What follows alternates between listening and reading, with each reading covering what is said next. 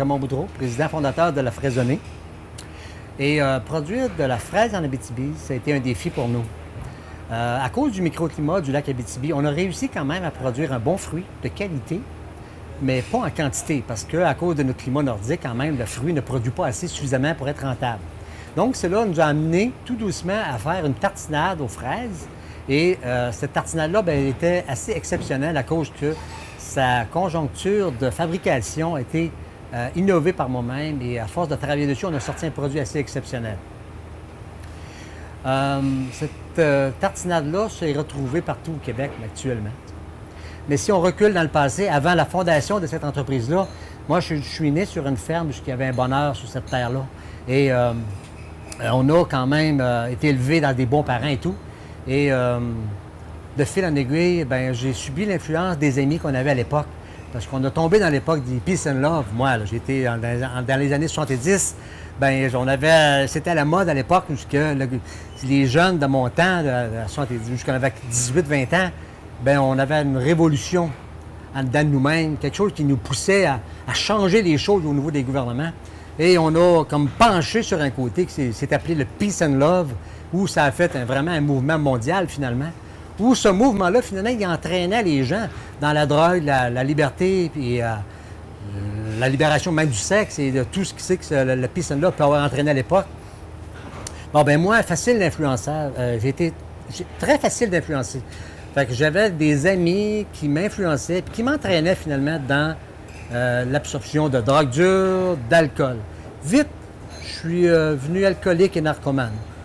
Ça m'a entraîné dans un sentier extrêmement difficile. Donc, à partir de là, bien, un ami m'a présenté la parole de Dieu. Et j'ai emmené avec moi cette Bible qu'il m'avait donnée. Alors, dans mes voyages de hippie, je prenais toujours la parole de Dieu avec moi.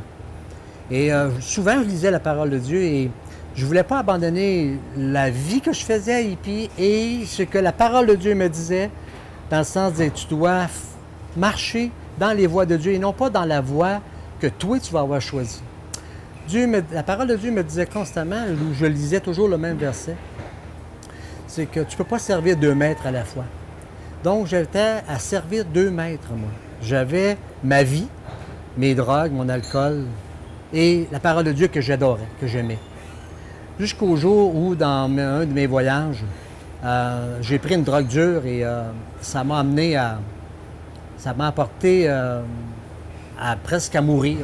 Mon cœur était en train d'arrêter de battre et j'ai crié au secours. J'ai dit, Seigneur, sauve-moi. Je pense que Dieu a vraiment créé cet événement-là.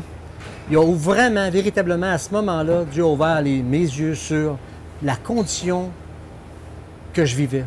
On sait que Dieu, c'est un Dieu d'ordre. Et Dieu n'a pas voulu que ma vie soit une vie déréglée.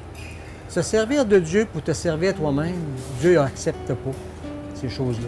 Donc, à partir de là, Dieu a intervenu d'une façon radicale dans ma vie, en me faisant presque mourir pour m'éveiller, pour que mon esprit puisse se tourner vers lui et puis que je puisse crier, comme j'ai crié à ce moment-là, dans le pied de cette montagne en Colombie-Britannique, « Seigneur, sauve-moi ».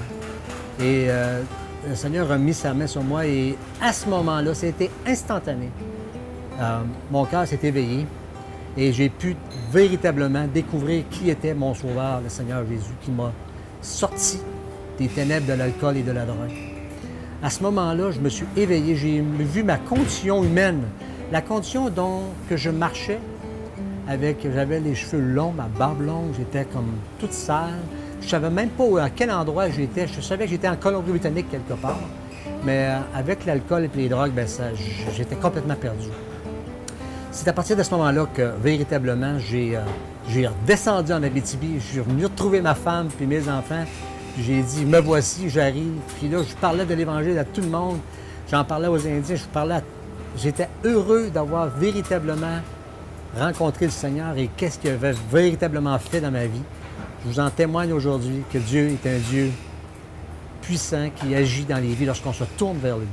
L'heure de la bonne nouvelle vous invite à participer à l'un des nombreux déjeuners de l'espoir. Ces déjeuners ont lieu dans plusieurs restaurants réputés de la province et vous sont offerts gratuitement.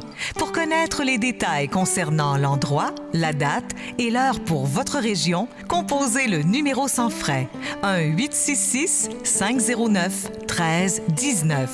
Vous pouvez également consulter le site web www.déjeuner.org.